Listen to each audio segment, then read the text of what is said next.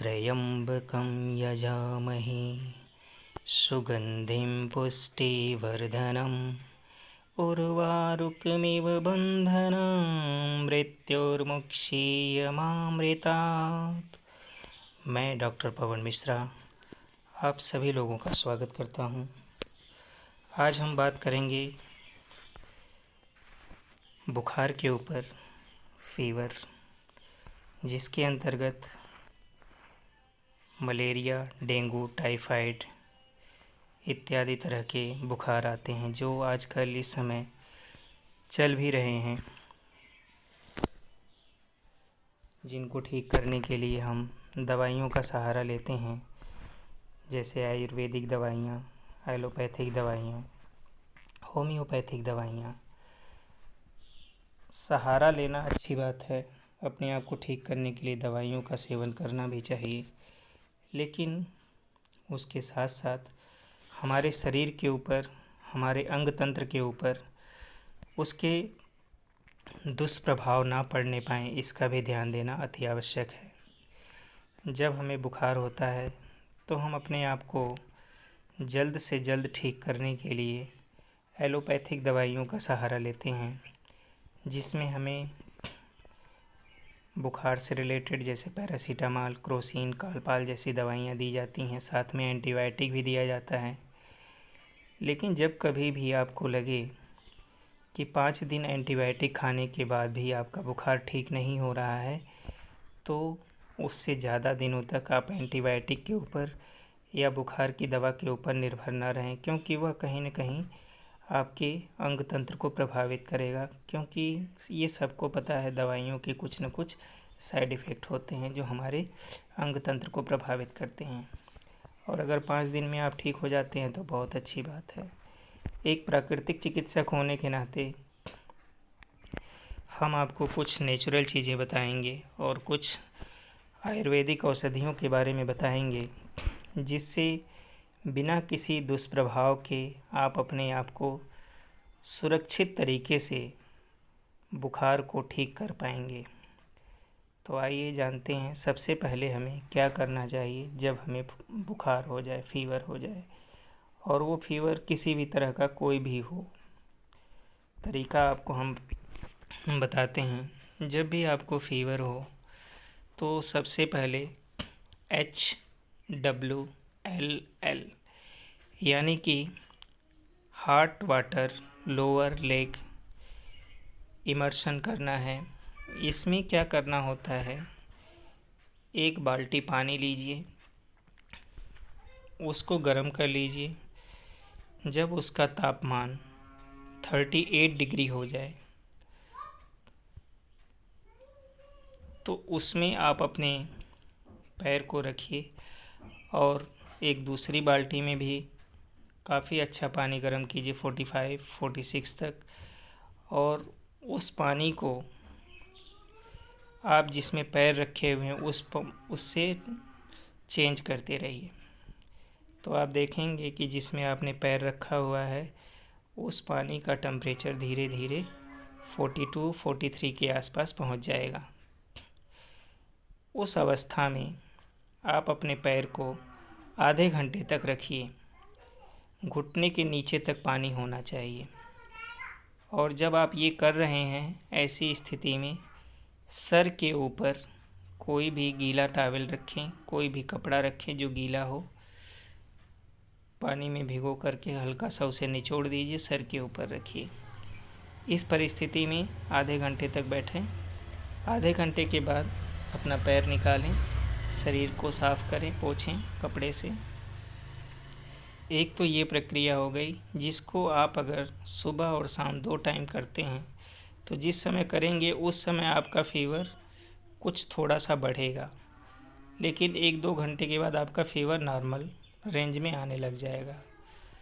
तो जब आप इसको 2 बार करेंगे सुबह और शाम, करीब 2 से 3 दिन तक, तो आप देखेंगे कि आपका जो फीवर है, चाहे वो किसी भी तरह का फीवर क्यों ना हो, बहुत आसानी से ठीक होने लग जाएगा बिना किसी दवा के। और आप चाहते हैं कि अगर उसके बाद भी रिज़ल्ट नहीं आता है तो इसमें आप एक प्लांट होता है तुलसी का पौधा, तुलसी के 15-20 पत्ते लीजिए साथ में, उसको थोड़ा सा कूट लीजिए और उसको अच्छे से उबाल लीजिए। उबल जाने के बाद में जैसे चाय उबालते हैं वैसे ही उबालें। उबलने के बाद में आप उसे 5 मिनट तक ढक करके रख दीजिए गैस को बंद करके। फिर वो तुलसी जी के पत्ते का जो पानी है उसको आराम से सिप सिप करके पी लें। एक और औषधि बताते हैं, हाड़ श्रृंगार, जिसको पारिजात के नाम से भी जानते हैं। ये भी बहुत ही प्रभावशाली है। ये 2 से 3-4 पत्ते ले लीजिए और इसको भी थोड़ा सा साफ़ करके पानी में उबाल लें। उबल जाने के बाद इसको जितना आप पी सकते हैं आधा गिलास, सुबह दोपहर शाम 3 टाइम पिएं 2 से 3 दिन तक। तो इसमें किसी भी तरह का बुखार होगा वो ठीक होगा। तो ये रहा हमारा कुछ नेचुरल ट्रीटमेंट जिसका हमारे शरीर के ऊपर कोई दुष्प्रभाव नहीं पड़ता है। इसके बाद हम बात करेंगे आपसे जो हमारे शरीर में कुछ दवाइयों की बात हम करना चाहेंगे। जैसे अभी थोड़ी देर पहले हमने तुलसी की बात करी है। मान लीजिए कई बार क्या होता है कि तुलसी का पौधा हर जगह पे नहीं मिल पाता है या हाड़ श्रृंगार का पौधा हर जगह पे नहीं मिल पाता है, तो लोग बड़े परेशान होते हैं। तो ऐसी स्थिति में क्या किया जाए? ऐसी स्थिति में निपटने के लिए आप आईएमसी कंपनी का, इंटरनेशनल मार्केटिंग कंपनी है, यह शुद्ध आयुर्वेदिक ऑर्गेनिक औषधि तैयार करती है। तो आप यहाँ से वो औषधि लीजिए जो मैं यहाँ पे रिकमेंड कर रहा हूँ, और उसका यूज जब करेंगे तो आप देखेंगे कि प्राकृतिक तरीके से आप धीरे धीरे ठीक होते हुए नज़र आएंगे और बहुत जल्द इसका रिज़ल्ट आता है। बहुत फास्ट रिज़ल्ट है इन चीज़ों के। जब आप प्रयोग करेंगे तो आपको खुद ही पता लग जाएगा। तो आप देख रहे हैं जैसे ये श्री तुलसी है, ये बुखार वगैरह में, जुखाम, सर्दी, खांसी, हर चीज़ में बहुत अच्छा काम करती हैं। और इसका प्रयोग जो है कोविड में भी बहुत किया गया था, कोरोना काल में, जिससे लोगों को काफ़ी फ़ायदा मिला। इसको WHO से भी प्रमाणित किया गया है। तो इसको लेना कैसे है? 1 गिलास पानी में 1 से 2 बूंद या 5 बूंद तक भी डाल सकते हैं। इसको जब भी आप पानी पिएं उसके साथ में इसको डाल करके सेवन करें। बस इतना ध्यान रखिएगा उस पानी से किसी दवा का सेवन ना करें। जब सिर्फ पानी पीना हो तो उसमें इसको 2 से 5 बूंद डाल करके सिप सिप करके पिएं। इसके बाद नंबर आता है गौमूत्र का। गौमूत्र के बारे में सबको लगभग पता ही होगा। यह वात, पित्त, कफ, खुजली, स्किन के रोग, सांस से संबंधित रोग, पीलिया वगैरह में बहुत ही लाभकारी है। गौमूत्र जो होता है ये हमारे इम्यूनिटी को भी बढ़ाने का काम करता है। किडनी के रोगों में भी बहुत अच्छा इसका फ़ायदा है। स्किन से संबंधित बहुत अच्छे इसके रिजल्ट हैं। इसमें जो सल्फ़र पाया जाता है गौमूत्र के अंदर वो बहुत अच्छा काम करता है। और इसको किस प्रकार से लें? 50 ml पानी में 30 ml गौमूत्र को मिलाइए। सुबह और शाम खाली पेट इसको सेवन करें। सुबह में खाली पेट ले लीजिए, रात को खाना खाने से पहले ले लीजिए। तो जैसे आजकल मैं बताता हूँ सर्केडियन क्लॉक के बारे में। मान लीजिए आप 7 बजे तक खाना खा लेते हैं तो आप इसको शाम को 6 बजे ले लीजिए। और अगर शाम को 6 बजे नहीं ले सकते तो रात को सोने से पहले 9 बजे के आसपास ले लीजिए। इस तरह से कर सकते हैं। तो दूसरी औषधि है गौमूत्र। गौमूत्र के बाद हमें क्या सेवन करना है, आइए देखते हैं। इसके बाद आता है एलो संजीवनी। एलो संजीवनी हमारे जो कोशिकाओं का समूह है, जिसको टिश्यूज़ कहते हैं, ऊतक कहते हैं, उसको पोषण प्रदान करता है, हमारे मेटाबॉलिज्म सिस्टम को नियंत्रित करता है। यह एक प्रकार का बहुत ही अच्छा एंटीऑक्सीडेंट है जो हमारे विषैले पदार्थ को बाहर निकालने का काम करता है। प्रतिरोधक क्षमता को बढ़ाता है, यानी कि एक तरह से जैसे हम एंटीबायोटिक लेते हैं ना 5 दिन के लिए, तो ये जो एलो संजीवनी जूस है एंटीबायोटिक की तरह से ही काम करता है। तो आप इसको आराम से यूज़ करें, इससे आपको काफ़ी पावर मिलेगी, ताकत मिलेगा, रोग से लड़ने की क्षमता बढ़ेगी। इसको किस प्रकार से इस्तेमाल करना है, 30 ml एलो संजीवनी जूस को रोज़ाना सुबह खाली पेट और शाम को खाना खाने के 2 घंटे के बाद, जब आप सोने लग जाइए खाना खाने के बाद, जैसे मान लीजिए 7 बजे तक खाना खा लिया आपने, जो हम बताते रहते हैं सर्केडियन क्लॉक के बारे में, 7 बजे के बाद आप 9 बजे इसको 30 ml यानी कि 1 ढक्कन पी करके फिर सो जाइए। तो ये बहुत मदद करता है बुखार वगैरह में भी, हर तरह के बुखार में, हर तरह के डिजीज़ में। इसके बाद आ गया अब आपका फीवर गार्ड। इसमें जैसे बात आती है ना गिलोय वगैरह वगैरह की, तो वो सारी चीज़ें इस फीवर गार्ड में पड़ी हुई हैं डेंगू से रिलेटेड। या हमारे कराया पपाया वगैरह, जो पपीते के पत्ते का हम लोग रस पीते हैं, वो सब कुछ इसके अंदर है, फीवर गार्ड के अंदर। तो इसको भी हमें अपने इम्यूनिटी को बढ़ाने के लिए, शरीर की कमज़ोरी को दूर करने के लिए यूज करना है, चूँकि इसका नाम ही है फीवर गार्ड। अब आप देख रहे होंगे मिचली, डेंगू, वायरल और चिकनगुनिया के लक्षणों की रोकथाम करने में सहायक है। तो एक तो इनके कोई साइड इफ़ेक्ट नहीं है, बहुत नेचुरल है और साथ में ऑर्गेनिक आयुर्वेदिक है।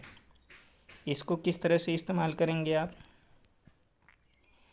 जब आपको बुखार होता है तो आप इसका 3 टैबलेट का सेवन करेंगे, सुबह दोपहर शाम, 15 दिनों तक इसको लीजिए, क्योंकि इसको लेने से आपको कोई नुकसान नहीं होने पाएगा। यह आपके बुखार को तुरंत कम नहीं करेगा, धीरे धीरे कम करेगा, लेकिन हमने इसके पहले जो उपाय बताए हैं उससे आपका बुखार लगभग 3 से 4 दिनों में ठीक हो जाएगा। और नहीं ठीक होता है तो धैर्य के साथ इसका सेवन करते रहिए। एक चीज़ का ध्यान रखिएगा, अगर आपका बुखार 102 है तो बिल्कुल परेशान मत होइए, वो धीरे धीरे नेचुरल तरीके से अपने आप ठीक होगा। जब कभी आपका बुखार 102 से ऊपर होता है तो उसमें आप पट्टी कर सकते हैं अपने सर पे, जैसे पट्टी करते हैं ना जब बुखार बढ़ जाता है, तो ये सारी प्रक्रिया अपना सकते हैं आप। और इसका कोई दुष्प्रभाव नहीं है, और यह जब आपके बुखार को ठीक करेगा तो जड़ से ठीक करेगा, इसलिए परेशान ना हो, इसका सेवन करते रहें। आइए फिर हम आगे बात करते हैं। ये हर्बल फीवर गार्ड सिरप है, वो जो आपने देखा था इसके पहले वो टैबलेट था, ये सिरप के रूप में आता है। तो इसको भी हमें साथ में लेना होगा, जो हमारे डेंगू, वायरल फीवर वगैरह जो आजकल चल रहा है, जिसको ठीक करने में मदद करेगा। 2 चम्मच सुबह नाश्ता करने के बाद और 2 चम्मच रात को खाना खाने के बाद सेवन करना है। अब जैसे मैं इतने सारी चीज़ों का नाम बता रहा हूँ, तो आप क्या सोच रहे होंगे कि कौन सा कब खाएं कब ना खाएं। तो आपको करना क्या है कि जो जितनी भी दवाइयाँ हमने आपको बता रहे हैं, उन दवाइयों को यूज करते समय 5-5 मिनट का अंतर रखिएगा, तो ये अच्छा रहेगा। इसके बाद हम बात करेंगे कि अब आप देख रहे हैं यहाँ पे एक तरह से पूरा लिखा हुआ श्री तुलसी अर्घ हर्बल गौमूत्र संजीवनी जूस फीवर गार्ड टैबलेट, ये सब औषधि है, बहुत अच्छी औषधि है। इसमें जो परहेज करना है बुखार में हमको, वो ये सारी चीज़ें हैं, देख रहे हैं, आलू, अरवी, भिंडी, तेल की तली चीज़ें, लाल मिर्च, अचार, घी, खटाई, मिठाई, ताम्रपात्र का जल या गर्म जल, खाने में सेंधा नमक का प्रयोग करें, जो मैं आप लोगों को बताता ही रहता हूँ कि सेंधा नमक यूज करना बहुत अच्छा होता है। इससे जो ब्लड प्रेशर होता है वो सामान्य रहता है, न बढ़ने पाता है न कम होने पाता है। तो सेंधा नमक ही हमारे लिए उपयुक्त माना गया है, बहुत अच्छा माना गया है। तो उसका ही इस्तेमाल करें खाने पीने में। तो ये रहा आज का जो टॉपिक है बुखार से संबंधित, इनका प्रयोग करें। और जब भी बुखार हो, चाहे कोई भी बुखार हो, तो जो तरीके हमने आपको बताए हैं, जब आप इसका प्रयोग करेंगे तो आप देखेंगे कि बहुत नेचुरल तरीके से आप अपने आप को ठीक कर पाएंगे। एक चीज़ का ज़रूर ध्यान रखिए, जब कभी भी आपको एलोपैथिक दवाइयाँ ज़्यादा लंबे समय तक खाना पड़े तो थोड़ा सावधान हो जाइए। पहले तो कोशिश कीजिए इसी से आपको आराम मिल जाए, क्योंकि इससे कोई साइड इफ़ेक्ट नहीं होगा, आपका कोई अंग तंत्र खराब नहीं होने पाएगा। हम फिर मिलेंगे एक नई जानकारी के साथ। तब तक के लिए आप सभी लोगों को डॉक्टर पवन मिश्रा का नमस्कार, धन्यवाद। फिर मिलेंगे। जय हिंद, जय भारत।